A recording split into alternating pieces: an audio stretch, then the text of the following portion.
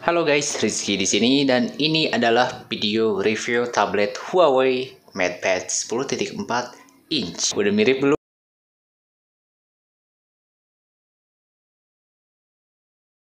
Yo, what's up? I'm Rizky VS and welcome back to my video. Pada video kali ini seperti judulnya, ini adalah video review untuk Huawei MatePad 10.4 inch. Kenapa langsung di review meskipun ini belum seminggu? Karena saya ingin langsung curhat gadget tentang tablet dari Huawei ini.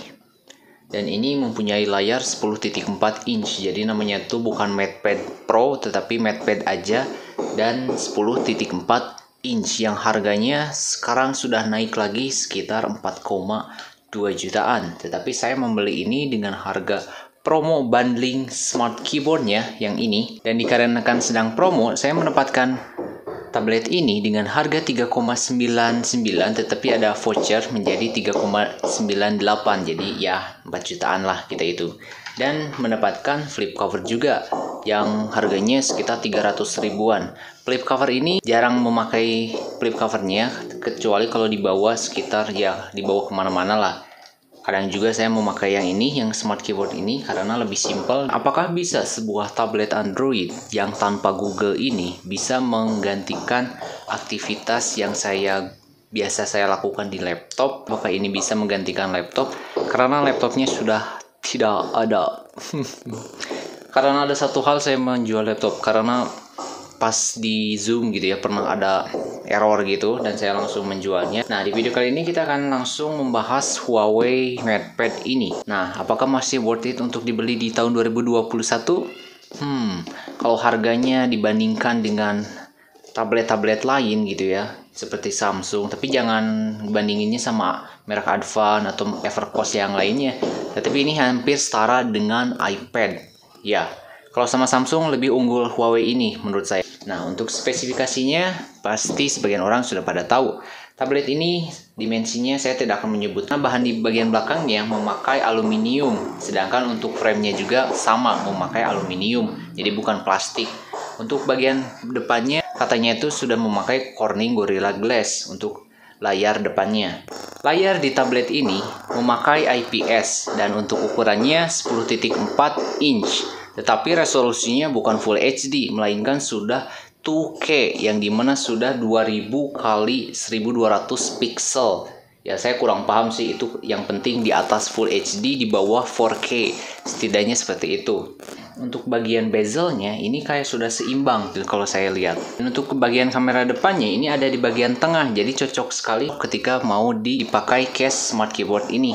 Untuk OS-nya ini memakai Android 10 yang dimana memakai custom UI MUI. Di sini perlu dicatat, tidak ada Google Service, yang dimana Google ini atau bisa dibilang GMS, Google Mobile Service, tetapi ini tablet, jadi tidak ada Google-nya. Terus bagaimana untuk mendownload aplikasi kalau tidak ada Google-nya?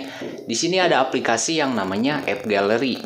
App Gallery ini adalah buatan Huawei untuk mendownload aplikasi yang sudah disediakan meskipun belum selengkap Google Play Store. Tapi Genshin Impact gak ada di sana. Sedih sekali. Saya ketika pertama kali langsung unboxing, saya langsung cari itu aplikasi Genshin Impact. Tapi tidak ada.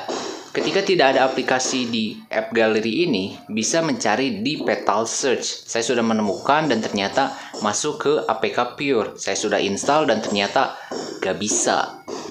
Sedih sekali, saya sudah mulai menyesal. Tapi saya baca-baca di Google bagaimana cara install Genshin Impact di Huawei Mobile atau Huawei device gitu ya. Ada namanya TapTap Global. Saya bisa menginstal aplikasi Genshin Impact, mendownload seperti biasa kayak di Play Store. Aplikasinya install dulu, datanya terus diinstal. Karena kan gak ada Google Service, apakah tablet ini prosesornya jelek?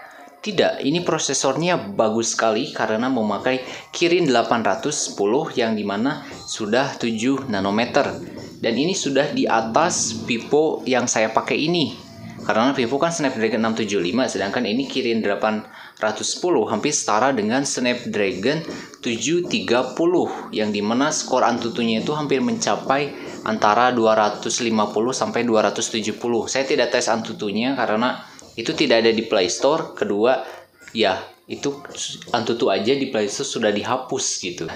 Kemudian CPU-nya juga octa-core dan GPU-nya memakai GPU Mali G52MP6. Saya kurang paham untuk pasal GPU ini. Yang jelas ketika saya tes Genshin Impact, saya lumayan kecewa karena defaultnya itu ada di paling rendah, bukan di atas, paling rendah di bawahnya. Tetapi ketika saya dinaikkan ke low atau ke rendah dan menengah atau medium, ternyata bisa. Untuk hasil Genshin Impact atau tes gaming Genshin Impact mungkin nanti akan di sesi tes gaming sekali. Jadi untuk koneksi internetnya tuh di SIM tray-nya tuh tidak ada koneksi internet, melainkan hanya SD card. Jadi tablet ini hanya WiFi only. Jadi kayak mirip banget ke iPad, itu semakin mirip karena nggak ada SIM card-nya. Terus untuk memorinya bagaimana? Apakah memorinya sedikit? Ya, kalau dibilang sedikit ya standar lah gadget Android di 2020 sekarang, karena memorinya sudah 64 GB dan RAM-nya juga sudah 4 GB. Untuk bagian kameranya bagaimana? Kameranya ini bahkan saya bisa dibilang lebih suka kamera depannya. Meskipun kamera depan atau belakangnya mempunyai resolusi yang sama yaitu 8 megapiksel, untuk kualitas videonya berada di Full HD 30 fps baik depan atau belakang. Nah, bedanya kalau di bagian belakang ada LED flash, sedangkan kamera depannya nggak ada. Untuk hasil dari kamera dan tes video tablet Huawei MatePad ini, kalian bisa lihat setelah ini.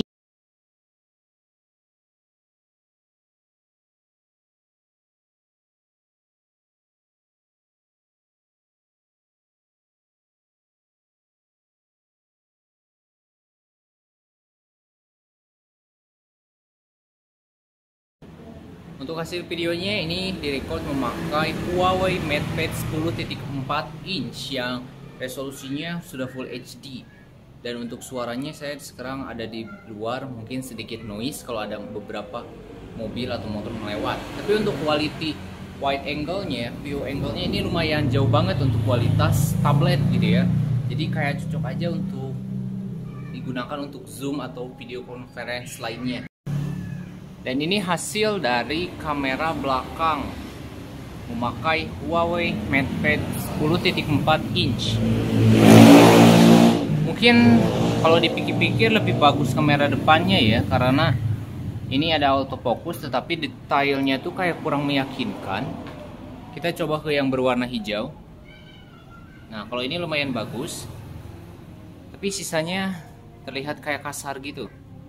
Nah, bagaimana untuk speakernya? Di video unboxingnya saya kaget karena stereo speakernya itu ada quad alias 4. Dan untuk hasil tes speakernya saya sudah tes di no copyright sound karena itu bebas copyright kalau memplay music. Hasilnya gonjreng sekali, jadi berisik kalau di dalam rumah, tetapi ketika di luar itu kayak hampir kayak nyetel musik konser speaker gitu. Hanya saja tablet ini tidak ada jack 3,5 mm, jadi tidak bisa memakai headset atau headphone kabel. Tetapi di dalam paket penjualannya terdapat kabel pokoknya kabel tambahan untuk menggantikan Type-C ke jack 3,5 mm ini. Terus baterainya sekitar 7250 mAh, yang dimana ini gak bisa dibuka ya. Sekarang semua HP seperti itu. Dan untuk quality chargingnya atau fast chargingnya ini sampai 18 watt. Tapi saya tidak bisa tes bagaimana ngetesnya, soalnya charger yang dikasih di paket penjualannya hanya 10 watt.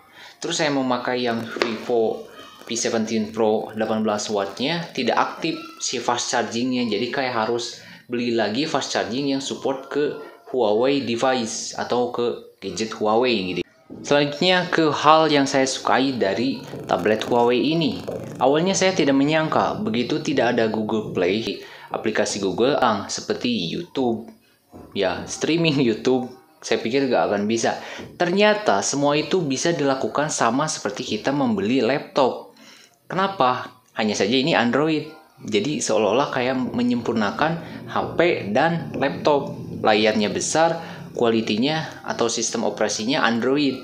Nah, saya coba di browser. Browser ini saya suka sekali karena biasanya saya tidak pernah memakai browser bawaan di setiap HP, baik itu Xiaomi, Samsung, atau Vivo, Realme, dan lain-lain. Tapi di Huawei ini saya suka karena jadi hampir mirip Chrome di laptop atau di Windows karena bisa desktop side yang dimana itu tampilannya itu kayak di tampilan desktop atau di laptop. Itu sama, jadi ada dua mode, mau kayak di HP bisa atau modenya kayak di laptop bisa. Terus fitur selanjutnya yang saya sukai itu adalah fitur My Script Calculator. Atau My Script Calculator ini kita bisa menulis, jadi cocok banget untuk yang jurusan matematika, jurusan perhitungan, bahkan jurusan fisika.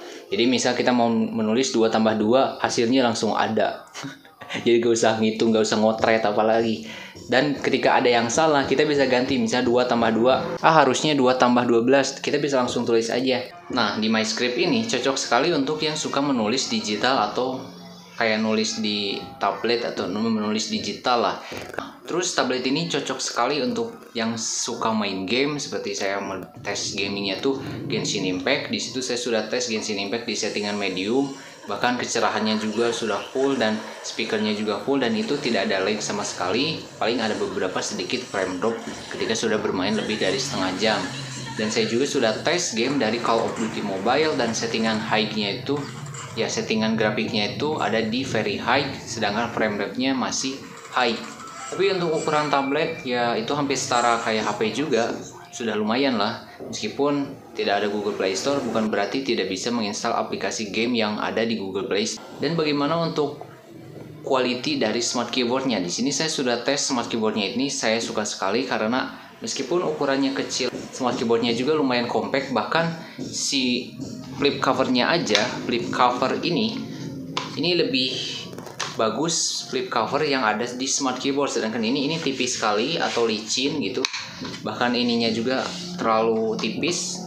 Sedangkan untuk yang di smart keyboard ini ketika bedanya itu kalau di flip cover ini nggak ada magnetnya, jadi hanya gini doang. Jadi kalau ini juga bakal kembali lagi gini, kembali lagi ketutup. Sedangkan di sini ada magnetnya, jadi ketika mau di pairing tuh di sini modenya tidak bisa ke pairing. Sedangkan ketika magnetnya sudah nempel, smart keyboardnya ini baru bisa connect dan memakai Bluetooth juga. Tapi gak bisa dites ke smart keyboard lain, jadi hanya ke MatePad ini sama MatePad Pro. Case-nya ini lumayan premium, jadi kayak bahan dari kulit gitu. Bahkan di bagian belakangnya juga tulisan Huawei-nya tuh kayak sedikit keemas-emasan gitu. Dan saya suka untuk smart keyboard ini, lumayan suka, meskipun harganya kalau beli sendiri harus 600.000, itu masih cocok lah daripada kita beli yang kayak smart keyboard Bluetooth tetapi masih plastik gitu ya. Huawei MatePad 10.4 inch ini dijual di JDID karena saya mendapatkannya tuh di Huawei Official Store JDID dengan harga sekitar 4,299. Kalau normalnya jadi 4,3 jutaan, tetapi kalau pas promo Harbolnas kemarin harganya itu jadi 3,6, 3,7, 3,8, tetapi 3,99 itu sudah dengan paket smart keyboard. Nah, kesimpulannya, jika kalian minat mencari tablet yang harganya hampir setara dengan laptop tetapi kualitasnya ingin kayak di smartphone, nah ini cocok sekali. Jadi asalkan kalian jangan membandingkan si tablet ini dengan laptop, karena pasti beda. Laptop kan sekarang di atas 4 juta. Jangan sampai ketika membeli Huawei MatePad ini, ketika baru tahu Huawei tidak bisa ada Google-nya atau tidak bisa Google, memang tidak bisa menginstal aplikasi kayak Maps, Google Play Store, terus Google Chrome. Tetapi untuk Google Map ini saya belum menemukan bagaimana mengganti map itu di Huawei ini, melainkan di browser. Jadi hampir sama ketika kita menggunakan laptop di mode desktop di browsernya. Jadi kita bisa akses Google Drive, Google Note, atau Google Doc juga. Jika kalian suka video ini, jangan lupa di like, comment, and subscribe. Jika kalian ingin ada yang ditanyakan, silahkan tulis aja di kolom komentar. Dan saya Muhammad Rizky PS, and I'll see you guys on my next video. Bye.